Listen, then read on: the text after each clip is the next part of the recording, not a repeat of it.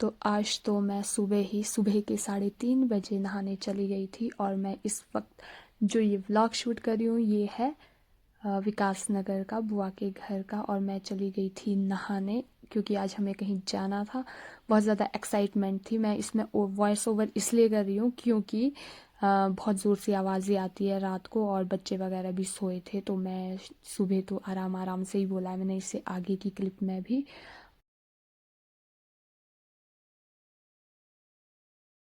Hello everyone, Radhe Radhe. कैसे हैं आप सभी? उम्मीद करती हूँ कि आप सभी अच्छे होंगे और मैं भी एकदम बढ़िया हूँ। तो आज के व्लॉग की शुरुआत हो रही है सुबह के 3:30 बजे से। 3:30 बजे उठे हैं हम और अभी 4 बज रहे हैं। तो मैं हूँ अभी अपनी बुआ के घर में विकास नगर और मेरे साथ है काकी। और हम लोग कहीं जाने वाले हैं। कहाँ जाने वाले हैं वो आपको व्लॉग में खुद ही पता चलेगा। और मेरी खुशी को देखकर आप आइडिया लगा सकते हैं कि कहाँ जा रहे हैं। जो मैंने सोचा था कि मैं वहाँ जाना चाहूँगी, मैंने इस पर रील भी डाली थी। जिसने मेरी रील देखी होगी तो उसको शायद थोड़ा बहुत आइडिया हो गया होगा कि मैं कहाँ जाने वाली हूँ। तो शायद ये तो जाने के बाद ही व्लॉग्स आएंगे क्योंकि एडिट भी करना पड़ेगा। मैं तो बहुत ही आलसी हूँ, पता नहीं कब एडिट हो गया और कब आएंगे। तो मैं बता ही देती हूँ कि हम जा रहे हैं वृंदावन। बोल के भी सुकून मिल रहा है, जाकर तो कितना सुकून मिलेगा। और ज़रूरी नहीं है कि मैं मतलब पूरी वीडियोस बनाऊँगी और डालूँगी, क्योंकि जब भी मैं कहीं ऐसे स्थान पर जाती हूँ तो मेरा बिल्कुल भी मन नहीं करता फ़ोन चलाने का या वीडियोस वगैरह बनाने का। तो मैं कोशिश करूँगी कि मैं यादों के तौर पर ज़रूर व्लॉग करूं। और इसके साथ साथ मैं पहले भी वहाँ जा चुकी हूँ, तो मैं सबसे पहले अपने पूर्वजों का धन्यवाद करना चाहती हूँ इस वीडियो के माध्यम से फिर से, कि उन्होंने इतने अच्छे कर्म किए हैं ना कि हमारे को वहाँ जाने का मौका मिल रहा है। और मैं तो मतलब तीसरी बार जा रही हूँ। और जैसे काकी बोल रही मैंने भी अच्छे कर्म किया। हाँ, पता नहीं मतलब कैसे शुक्रिया अदा करूं मैं फिर अपने माता पिता का, जिनके सहयोग से हम जा रहे हैं। और उसके बाद अपने टीचर्स का, जो हमारे को इससे पहले 2 बारी ले गए थे। तो जितना भी शुक्रिया अदा करूं उतना कम है। तो वहाँ जाने का मौका ना बहुत कम लोगों को मिलता है। और कई बार तो ऐसा होता है आप जाना चाहोगे वहाँ पर आप जा नहीं सकते। जैसे आपने आज भी जाना होगा ना, अगर बुलावा नहीं है आपको तो आज भी आपका कैंसिल हो सकता है। तो इसके लिए भगवान की कृपा की बहुत ही ज़रूरत है। अगर आपने भी वहाँ जाना है तो आप भी राधा रानी से रोज़ सच्चे दिल से प्रार्थना करिए कि वो आपको वहाँ पे बुलाए। तो मिलते रहेंगे आपसे आगे। अभी तो मैं नहा के आई हूँ, बाकी बाल नहीं धोए हैं, बस नहा कर आई हूँ। कपड़े पहने हैं और भी पहनने हैं इसके बाद, क्योंकि सुबह सुबह बहुत ज़्यादा ठंड है। यहाँ से हमें जाना है देहरादून। तो आपको आगे आगे बताया जाएगा कि कैसा होगा। नहीं तो मैं वॉइस ओवर ही करूँगी, वीडियो तो पता नहीं बनाऊँगी कि नहीं। तो बने रहिए मेरे इस व्लॉग में जब तक मैं वापस नहीं आती, जब तक ये आपके पास नहीं पहुँचती वीडियो। बाय, राधे राधे। तो हम शैला कोई पहुँच चुके थे और हम बैठ चुके थे अपनी बस में। बस में सभी लेडीज़ थी, मैं और काकी, 2 लड़कियां, बाकी सब लेडीज़, वो भी जॉन सार की। हम 2 हिमाचली ओनली, यही बात हो रही थी हम 2 में से। परेशान हो गए, कहाँ बैठ गए।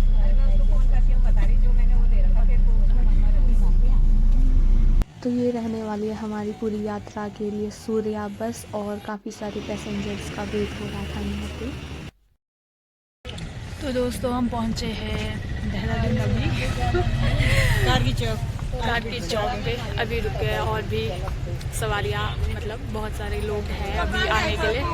तो विकास नगर से हम गाड़ी में आए शैला कोई तक, वहाँ पर बस लगी थी तो बस में आए वहाँ से। और आगे की यात्रा आपको दिखाएंगे हम। ये हमारी बस जो पीछे से तो इसमें मैक्सिमम हम जौनसारी लोग हैं, हिमाचली हम दो ही है। तो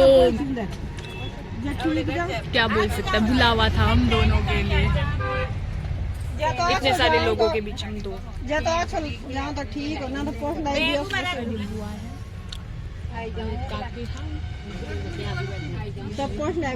मोटी हो गई 2 दिन में।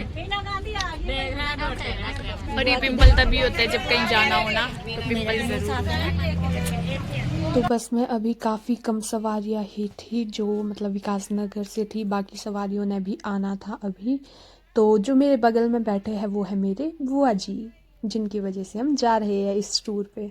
अब हम एंटर हो चुके हैं हरिद्वार में। मुझे लगता है कि बहुत सारे लोग हरिद्वार के बारे में जानते ही होंगे, लेकिन जो लोग नहीं जानते हैं उनको मैं अपने वीडियो के माध्यम से बता देना चाहती हूँ कि हरिद्वार उत्तराखंड में गंगा नदी के तट पर स्थित एक प्रमुख शहर तथा प्रसिद्ध तीर्थ स्थान है। हरिद्वार को ईश्वर का द्वार भी कहा जाता है। इसके साथ साथ यहाँ पर हर 12 वर्ष के बाद कुंभ मेला लगता है, जो कि दुनिया भर में प्रसिद्ध है।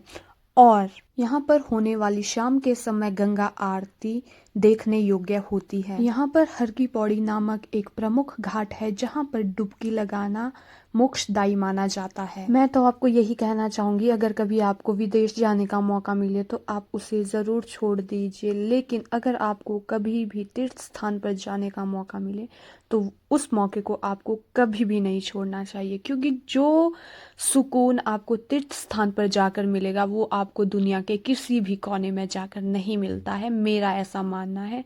तो मैं आपसे भी यही कहूँगी कि आपको कभी मौका मिले तो ज़रूर मौके का फ़ायदा उठाएं।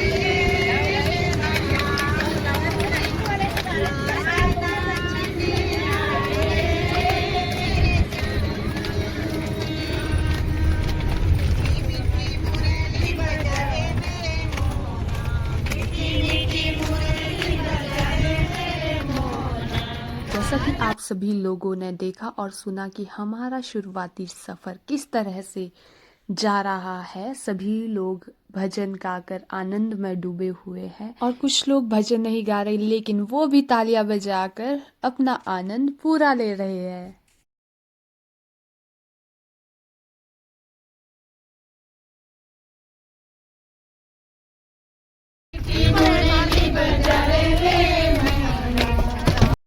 दोस्तों हम हैं अभी कहाँ हो सकते हैं,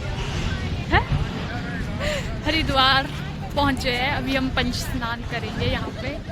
और आप करेंगे? इधर है पुल साइड पार जाने के लिए। हाँ पुल तो वहाँ है पार, हाँ पुल तो वहाँ पार है। नहाएंगे किस समय आप?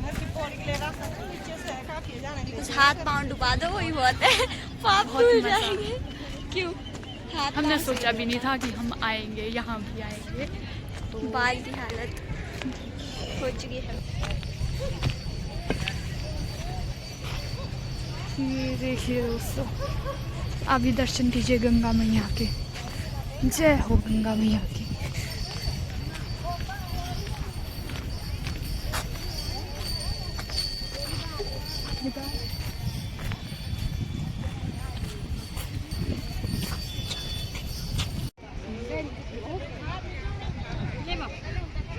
पानी से जहाँ जोड़ी से जहाँ पा रहे थे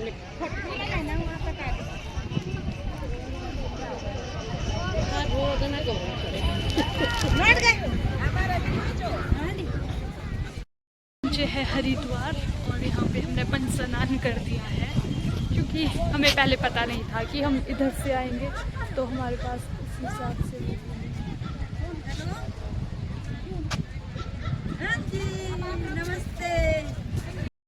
हमें पता नहीं था कि हम हरिद्वार भी आएंगे, नहीं तो हम कपड़े वगैरह फिर स्नान करने के लिए आते। तो यहाँ पे अभी फ़ोटो सेशन हो रहा है और पंच स्नान कर रहे हैं सभी लोग। तो अब इसके बाद आगे पता नहीं कहाँ रुकते हैं, आपको बताते रहेंगे। तो यहाँ पर हो रहा है फ़ोटो सेशन और मैंने भी जैसे ही मुझे मौका मिला तो मैंने भी 1-2 क्लिप ले ली वीडियोस में, क्योंकि यही यादें होती है।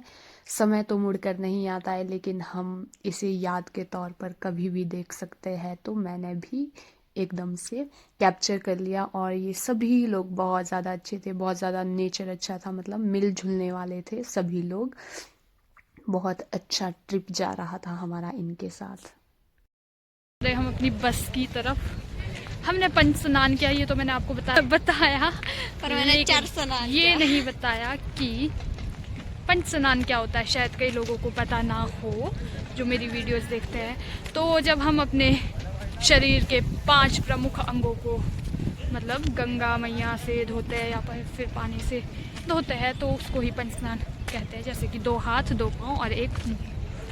तो ये देखो यार, कौन सी हमारी बस वही खाने के लिए अपनी बन क्या खाना।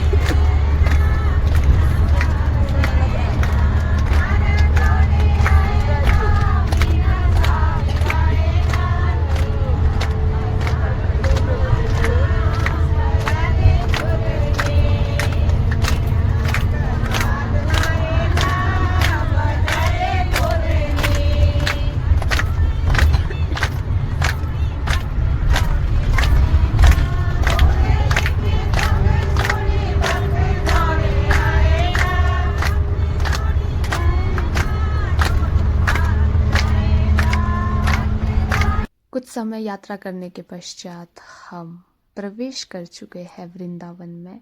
तो यहाँ पे रुके थे हम इस धर्मशाला में। तो वैसे तो यहाँ पे होटल्स भी थे, रूम अगर किसी को लेना था तो वो ले सकते थे, लेकिन हमने रूम लेना सही नहीं समझा। या तो अभी हम काफ़ी लेट यहाँ पर पहुँचे थे। हम खाना वगैरह खा करके सो जाते हैं और इसके बाद जो है हमारा दूसरे दिन का सफ़र शुरू होने वाला है, वो आपको नेक्स्ट वीडियो में मिलेगा। Hello everyone, Radhe Radhe. तो हम पहुंच चुके हैं वृंदावन और हम रुके थे यहाँ पे आश्रम बोलते हैं या कुछ और बोलते हैं। तो अभी यहाँ पे हो रहा है भजन कीर्तन। सुबह के बज रहे हैं 5:30 और हमें निकलना है यहाँ से 7 बजे। तो अभी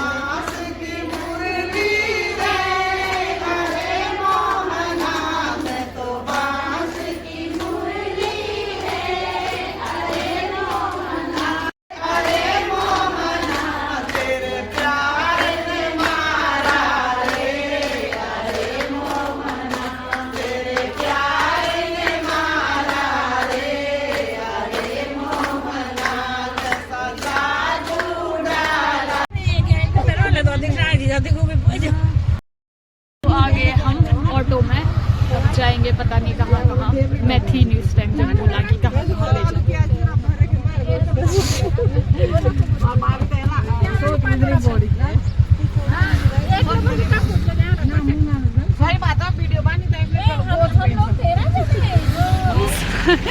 टम टम बोल रहे हैं यहाँ पे, और ये कुछ ऐसा नज़ारा है वैसे, और हम यहाँ पे बैठ रहे हैं। वृंदावन की यात्रा का प्रथम पड़ाव हमारा गोविंद देव जी के मंदिर से प्रारंभ होता है। तो मैं इस मंदिर के बारे में आपको बहुत थोड़ी सी जानकारी देना चाहती हूँ। जो ये मंदिर था वो आमेर के राजा मानसिंह के द्वारा निर्मित था, और ये पहले 7 मंजिल का हुआ करता था। औरंगजेब ने इस पर हमला किया और ऊपर की जो 4 मंजिलें हैं उसको नष्ट कर दिया। अब ये मंदिर केवल 3 ही मंजिल का बचा हुआ है, और जो इसकी वास्तुकला है वो सच में देखने योग्य है। ये जो ऊपर आप देख पा रहे हैं ये कमल का फूल बना है। तो अब हम प्रवेश कर चुके हैं वृंदावन के रंगजीनाथ मंदिर में, जो कि द्रविड़ शैली में बनाया गया बहुत ही बड़ा मंदिर है। इस मंदिर का निर्माण सेठ गोविंद दास ने और राधा कृष्ण दास ने किया था।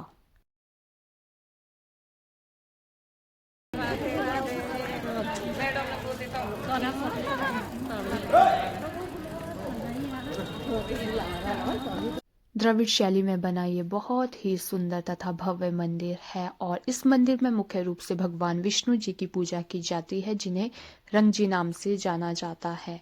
और इसके साथ साथ जो आप ये कुंड देख पा रहे हैं ये यहाँ पर एक आकर्षण का केंद्र है।